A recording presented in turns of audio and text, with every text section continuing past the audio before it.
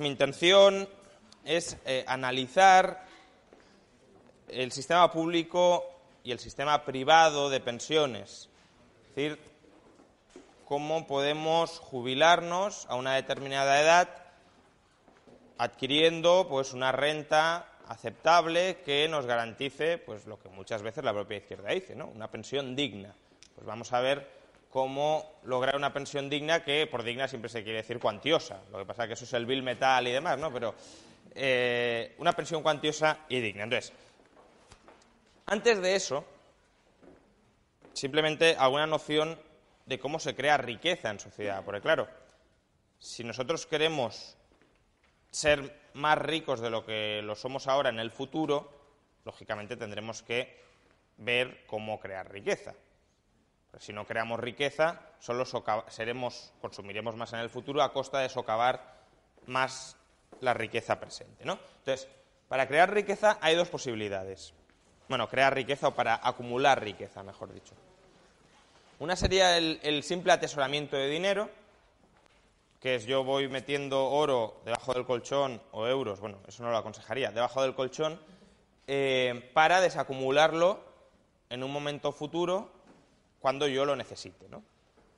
Entonces, ahí renunciamos a consumir hoy, a gastar hoy para consumir más en el futuro, pero no queremos someternos a ningún riesgo.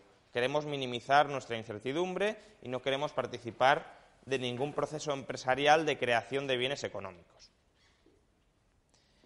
Con lo cual, claro, ahí las posibilidades de expandir nuestra base de consumo futuro a partir de nuestra capacidad de consumo presente son bastante reducidas, porque lo único que hacemos es guardar las cosas en un almacén para reutilizarlas o para emplearlas cuando nos hagan falta. Y luego hay una segunda posibilidad, que es la inversión productiva. ¿Qué es la inversión productiva? Es crear modelos de negocio o participar en modelos de negocio o contribuir a crear modelos de negocio que sirvan para generar en el futuro bienes económicos que satisfagan a los consumidores, que generen valor para los consumidores. Entonces, renunciamos hoy a consumir para consumir más mañana, como en el caso del atesoramiento, pero nos sometemos a incertidumbre. ¿Por qué a incertidumbre? Porque el modelo de negocio en el que participamos no da ni mucho menos un rendimiento asegurado. El rendimiento depende de que ese modelo de negocio triunfe y proporcione bienes que satisfagan a los consumidores, lo cual es algo relativamente incierto, difícil de alcanzar, etc. Es la típica pregunta que se debe hacer a la gente cuando piensa que el capitalista prácticamente pues le llega el dinero porque sí. Es decir, si a cada uno de vosotros se os diera 1 millón de euros y se os pidiera cómo rentabilizar ese 1 millón de euros, ¿sabríais cómo hacerlo? Gastarlo todos sabríamos, eso está claro, ¿no? Es decir, no me compro un Ferrari, no. Digo, invertirlo y sacarle rendimientos, incluso ser capaces de vivir de esos rendimientos. Porque, vamos a ver, si os dan 1 millón de euros, al 5 al 6% os da una renta anual de 50.000, 60.000. Es decir, con 1 millón de euros podríais plantearos ya retiraros y dejar de trabajar de por vida. ¿Seríais capaces de lograr con 1 millón de euros sostenidamente una renta tampoco extraordinariamente alta, del 5 o del 6% anual? Pues es complicado. ¿Bien? Entonces, la creación de riqueza está sometida a mucha incertidumbre, hay muchos cambios en los gustos de los consumidores, en las técnicas productivas, aparecen nuevos planes de negocio que desbancan a los existentes mejorando alguno de estos elementos, etc. Entonces, se renuncia a consumir hoy y se renuncia a tener asegurados los bienes de consumo en el futuro, ¿a cambio de qué? No a cambio de tener los mismos bienes de consumo que si los guardáramos en el almacén, sino de incrementar nuestra participación en los bienes de consumo que se produzcan en el futuro. ¿Bien?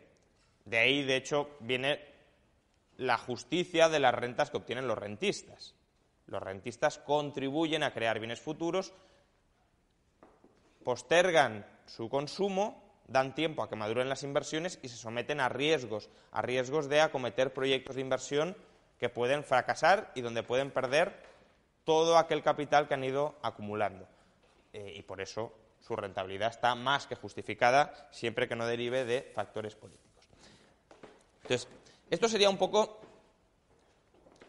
pues la parte de cómo crear riqueza, ¿no? Cómo se crea riqueza o cómo cada persona puede acumular o atesorar o alcanzar un cierto nivel de riqueza en el futuro, o atesoramiento burdo o participación en el proceso social de creación de riqueza y en la división del trabajo.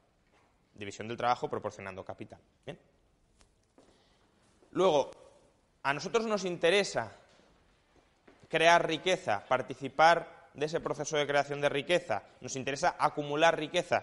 Sí, nos interesa por una cosa que se conoce como la hipótesis del ciclo vital, que la desarrolla Franco Modigliani. Y la hipótesis del ciclo vital básicamente es algo muy sencillo, que aunque la desarrolla un Nobel como Modigliani, nuestras abuelas nos lo hubiesen podido decir, y es cada uno de nosotros vamos a estar, o tenemos un periodo de nuestra vida durante el cual podemos producir con nuestro trabajo renta. Es interesante que no consumamos toda esa renta, sino que consumamos solo una parte y que la diferencia... ¿Te está gustando este episodio? Hazte fan desde el botón Apoyar del podcast de Nivos. Elige tu aportación y podrás escuchar este y el resto de sus episodios extra. Además, ayudarás a su productor a seguir creando contenido con la misma pasión y dedicación.